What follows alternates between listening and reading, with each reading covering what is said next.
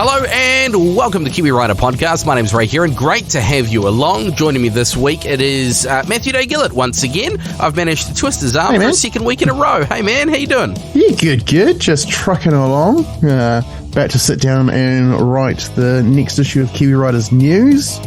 So yeah, busy. Yeah, get that done because we're off on a Motomarini Matariki mission this weekend. More about that later in the podcast. Also, you've been riding a fantastically looking blue motorcycle. There's some news from Ducati and there's a whole lot more about some cardos coming up later in the show. But let's dive into the top 5. And this week, Matt, it is the top 5 movie motorbikes. And we've talked about a few of these over the years.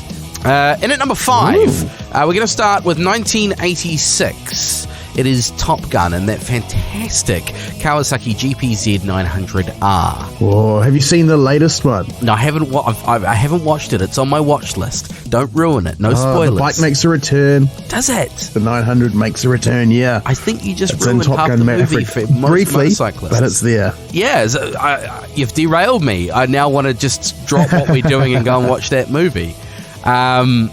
You know, it had 115 horsepower and the first production motorcycle to exceed 240 kilometers an hour. Wow. Not bad for I did not know that. Four-banger, right?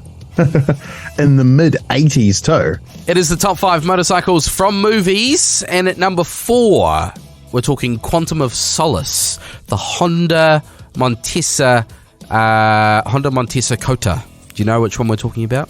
I do. It's a James Bond movie, and honestly, putting my moviegoer hat on, it is probably the most forgettable Daniel Craig Bond movie. Just putting it out there. You're probably not wrong. But it was the same bike that was used in the Bourne Ultimatum a year earlier. Oh. But that's why it's not the top motorcycle on this list, because it's a little bit forgettable. Let's move on. Number 3 of the top 5 movie motorbikes. Kill Bill Volume 1. In this movie, another Kawasaki, the ZZR 250. Nothing more to say. Not going to lie, not a 250, but I kind of like the idea of grabbing like a mid-90s ZZR 600 as like a sports tourer, because they're back in the day when they were sort of first out, they were quite sporty bikes, but now they're, by modern standards, those ZZRs are quite almost a lazy man's sports tourer. Or a cheap-ass sports tourer.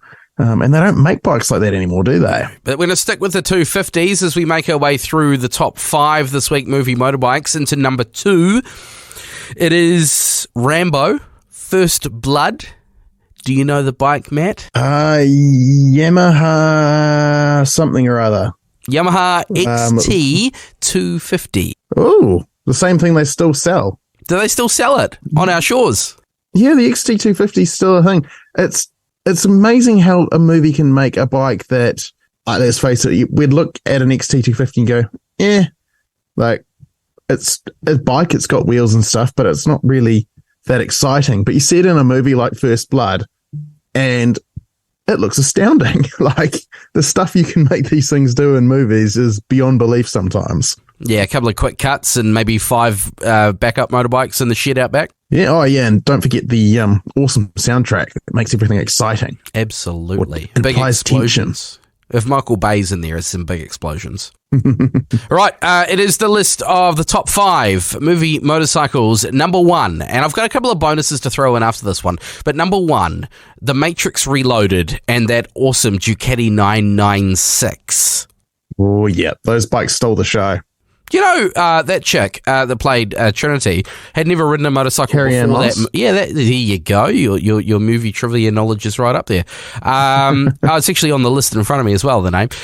She had never ridden a motorcycle before the filming of that movie, and Keanu Reeves taught her. Wow. But he's like the biggest advocate of motorcycles I think the world has currently. Like, he's pretty low key, but as soon as anyone starts scratching the surface of Keanu Reeves, motorcycles just dribble out.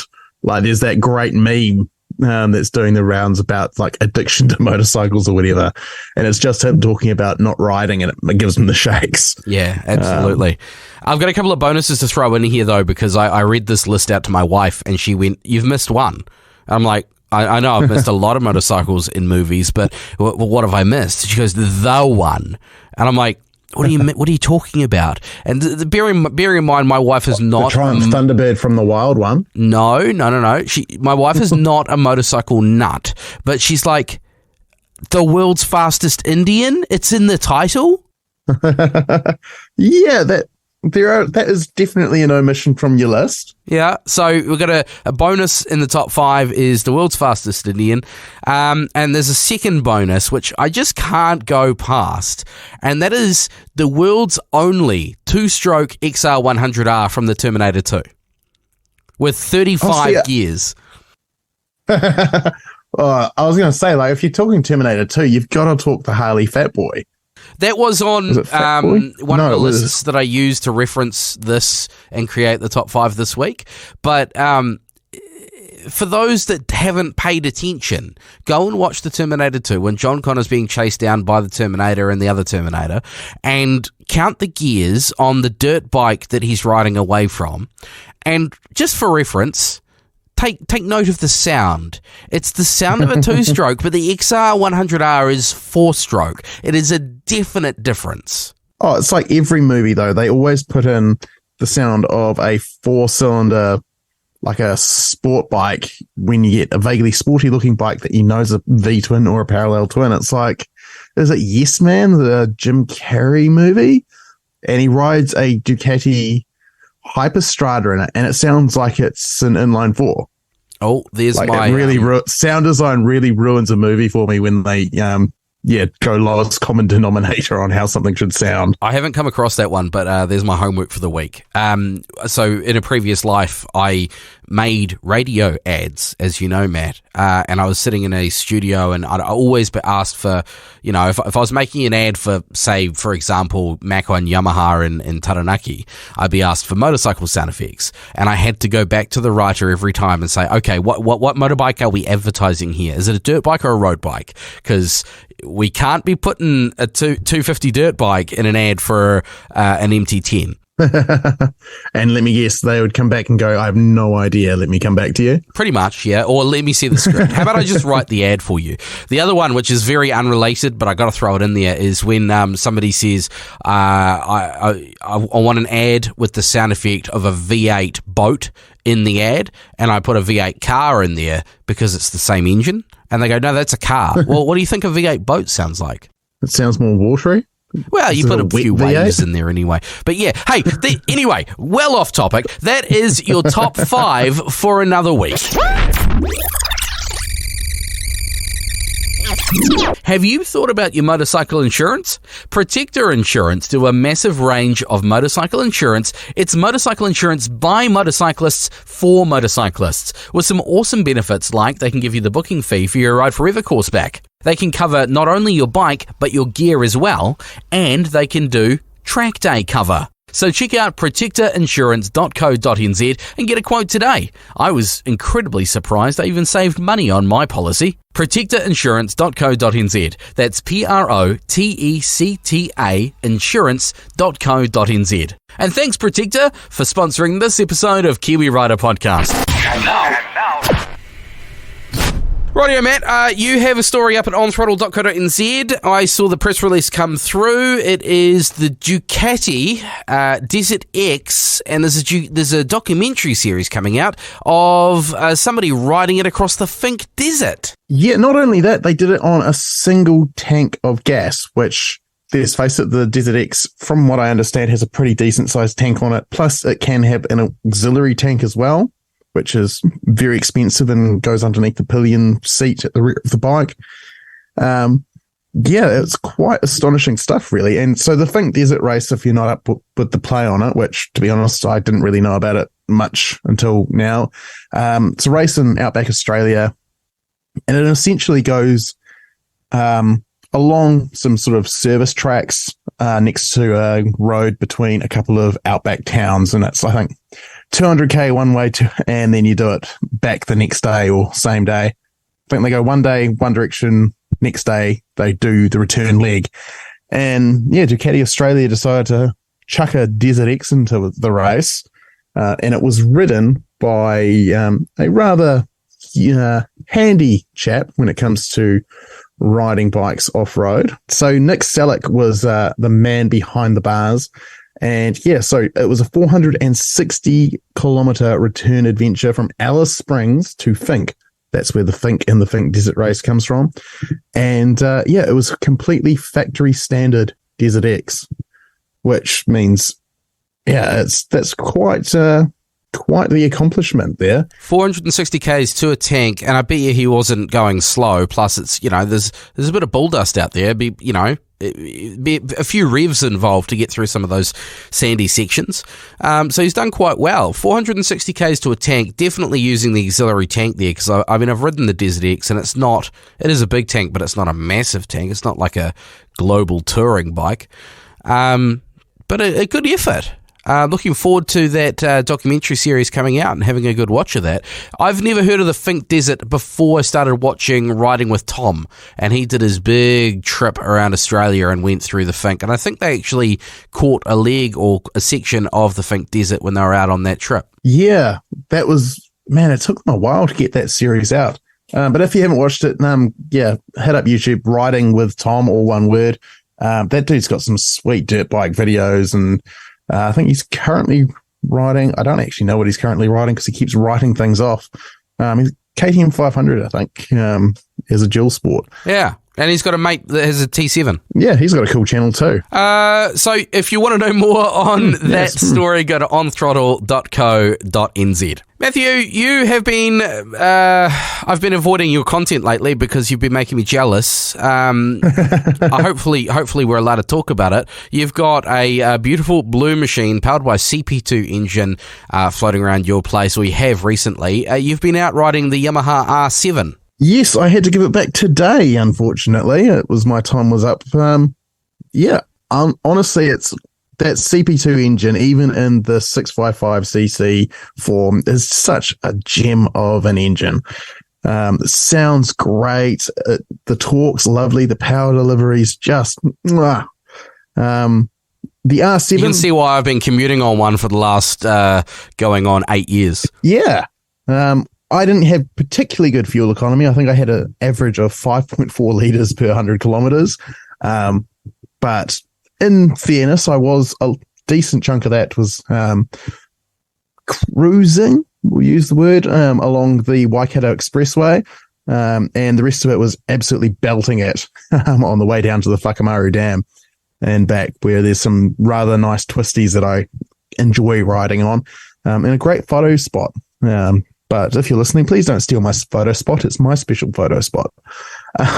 Is it the photo spot that you sent me a video of with a guy doing a mangina or something on Google Earth? No, not that one. But that is that's somewhere around Lake Karapiro, where I have stopped a couple of times thinking, wonder if this would be a good place to do a photo. And I don't even know how that came across my feed, but then I was like, all right, well, there goes that place. I'm never going there again.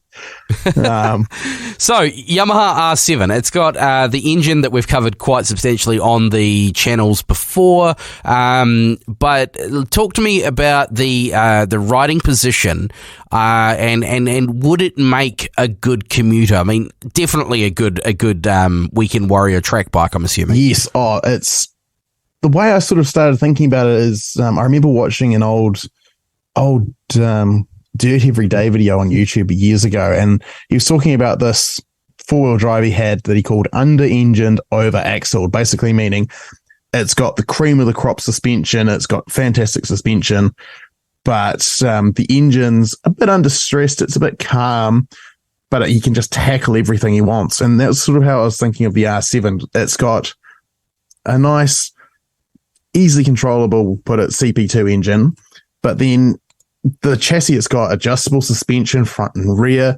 The one I was riding had the optional quick shifter fitted, which is a $400 to $500-ish accessory.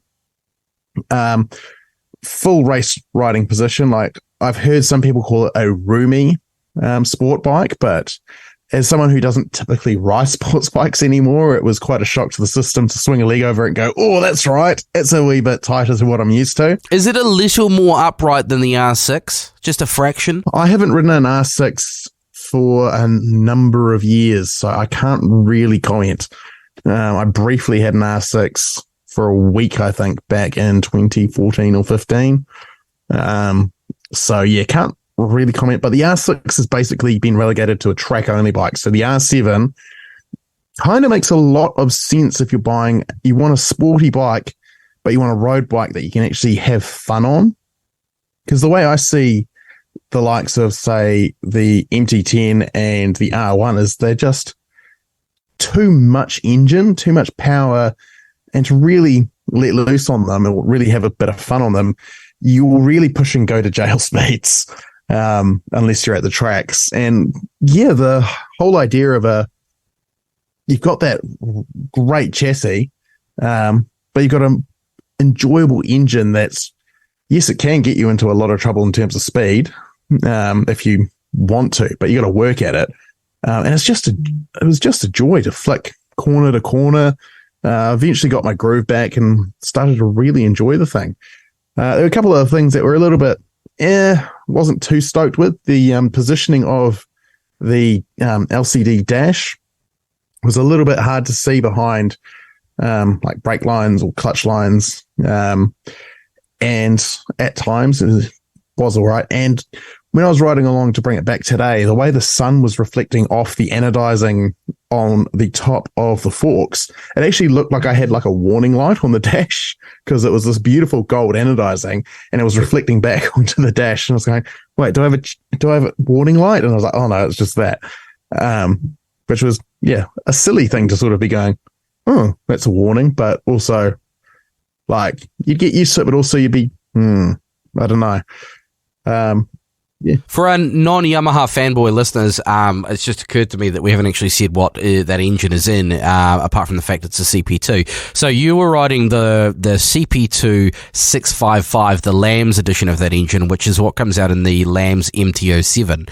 But it's the same engine that's in the Tenere 700, only it's not sleeved down to 655, so it's 689. It's a full high output, if you want, version. If you get the high output MT07, that's the engine you get. It's the same engine that's in the Tracer 700 as well, and the XSR 700. I forgot about those models. So I was looking at it going, well, we've got an adventure bike, we've got a naked, and we've got a sport bike.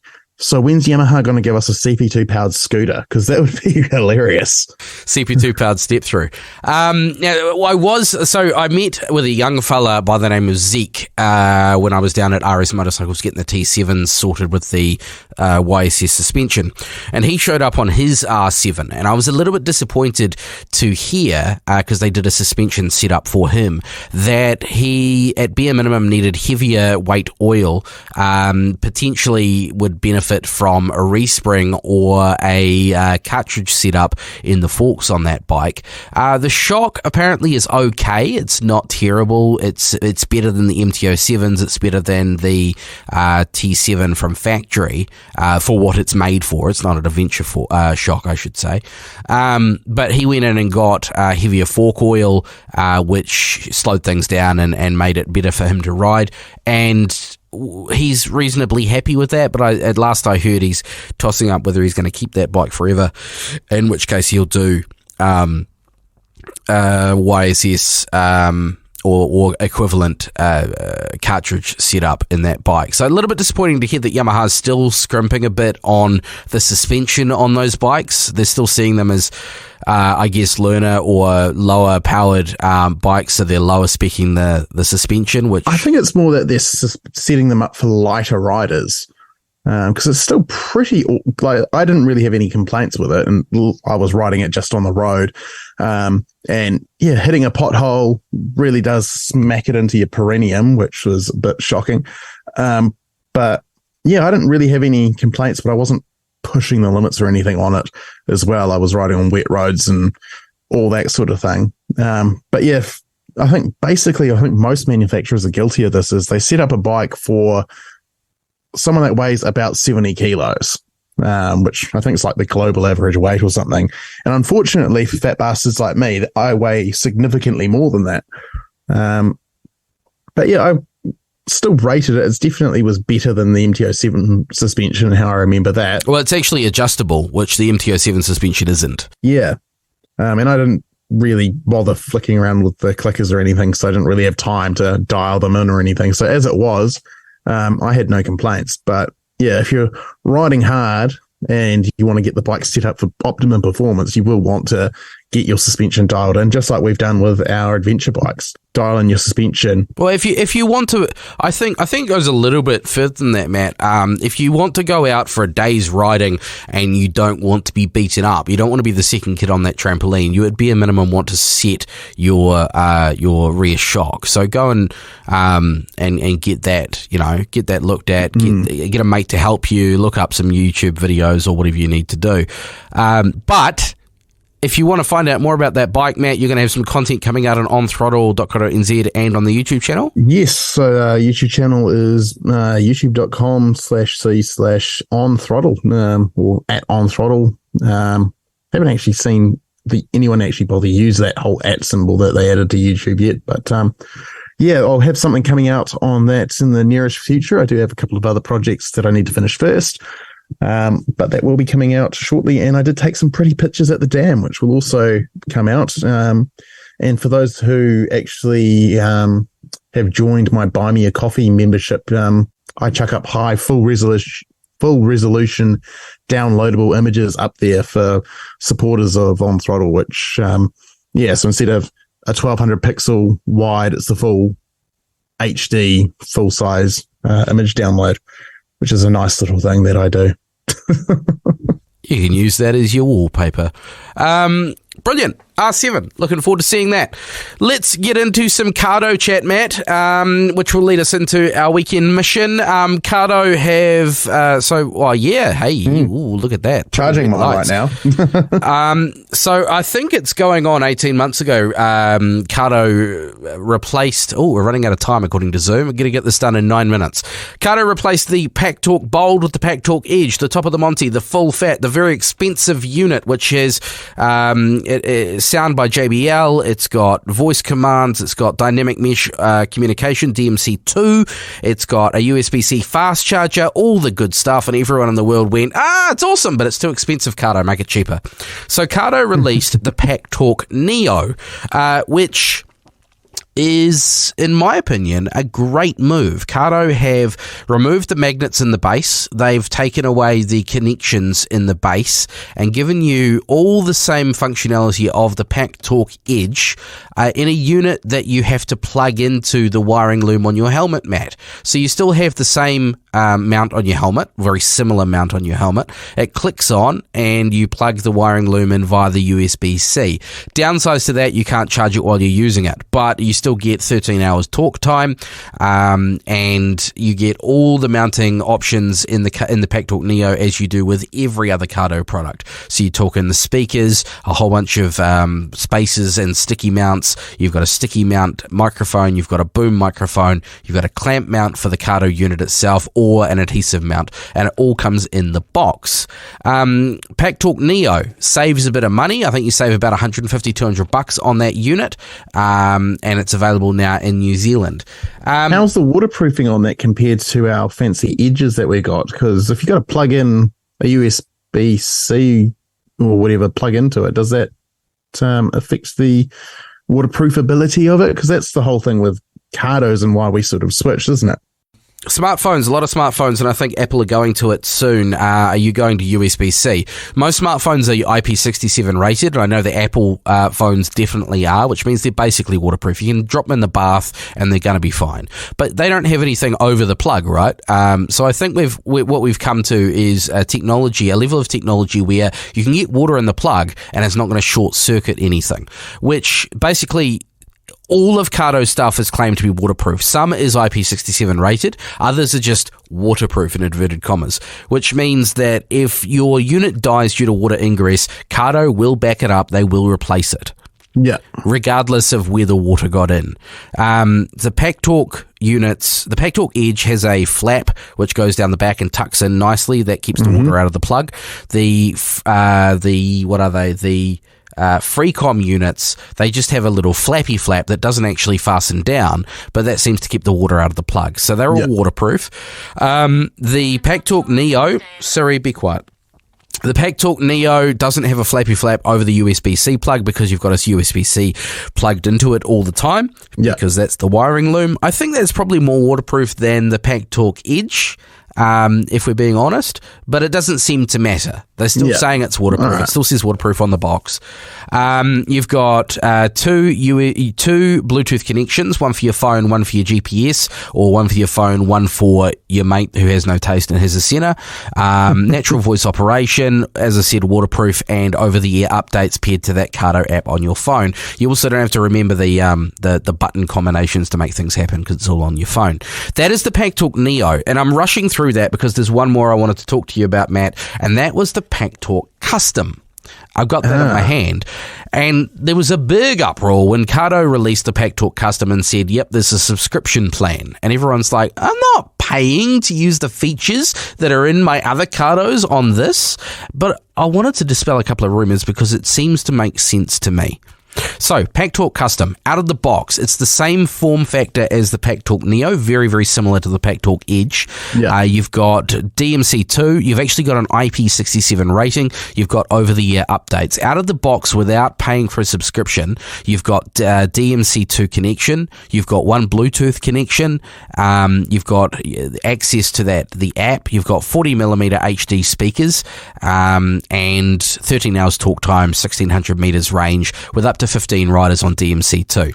You got 3 levels of subscription, so you can add in a bunch of features, which, if I'm honest, aren't features I've probably ever used. Yeah, that's the thing that I've sort of seen as sort of, and even we've never used up to 15 riders either with the connections with the DMC2 or anything. They're nice to have, a lot of those features, but you don't necessarily need them, do you? No, you don't. You really don't. The only features, and I'm just bringing up the website now, hopefully we can get this done in the 4 minutes that Zoom says we've got left. The only features that I've probably ever used are the second Bluetooth connection, which basically means that if you're riding, as I said, with somebody who doesn't have a Cardo, they've got a Senna or some other random brand communication system, you would connect to them via Bluetooth. You'd have a shorter range to them, but you would be connected via Bluetooth and you'd be able to use your systems, right? I've gone to Cardo Outdoor. I wanted custom. Hang on. 2 seconds. We might have to stop our Zoom and start again. So, out of the box, without paying for a subscription, you've got DMC2. You can connect to up to 15 riders. As we just said, yep, that is a huge number of riders, and you're never going to need it, really, are you?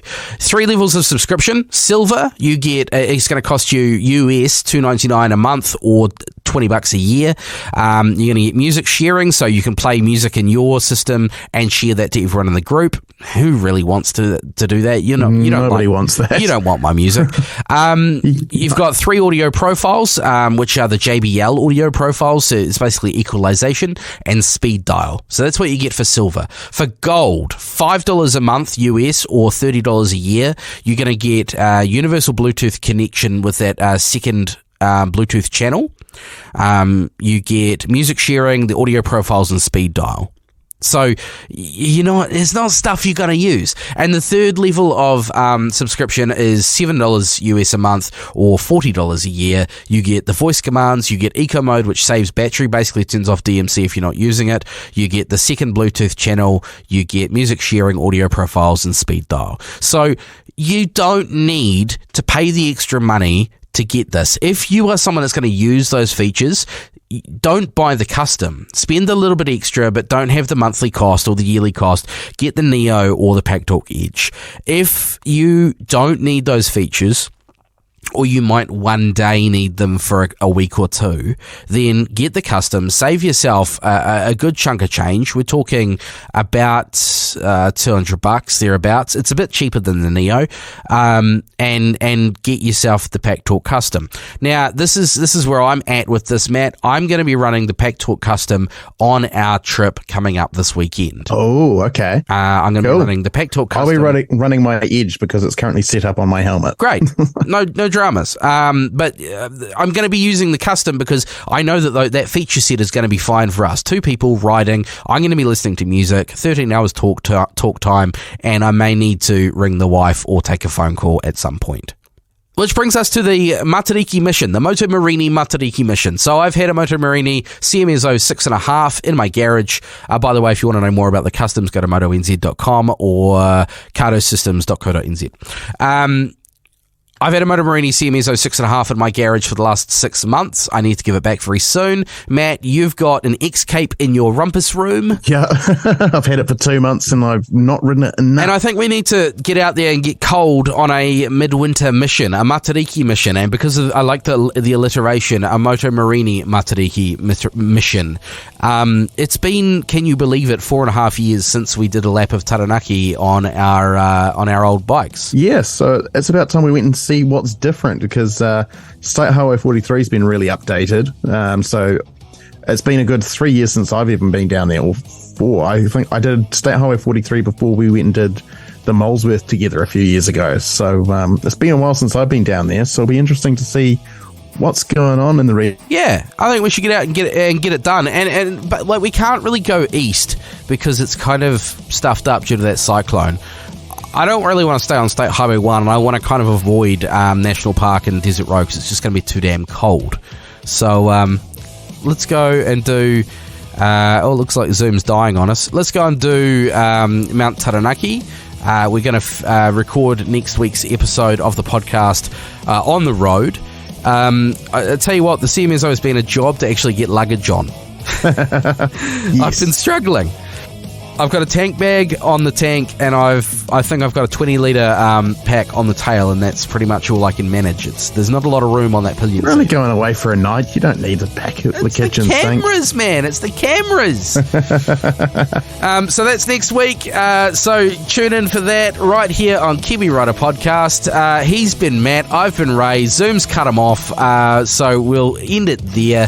Make sure you check out onthrottle.co.nz and Matt's channel on YouTube. Just search out On Throttle NZ, my channel Moto NZ on YouTube or motonz.com, and the latest episode or edition of Kiwi Rider magazine is live and free for you to read. Comes out twice a month at kiwirider.co.nz. He's been Matt, I've been Ray. This is Kiwi Rider Podcast. I'm looking forward to sharing our mission next weekend with you. Have a great long weekend, won't you? This is Kiwi Rider Podcast. Keep the rubber side down, throttle on, and we'll catch you in 7 days' time.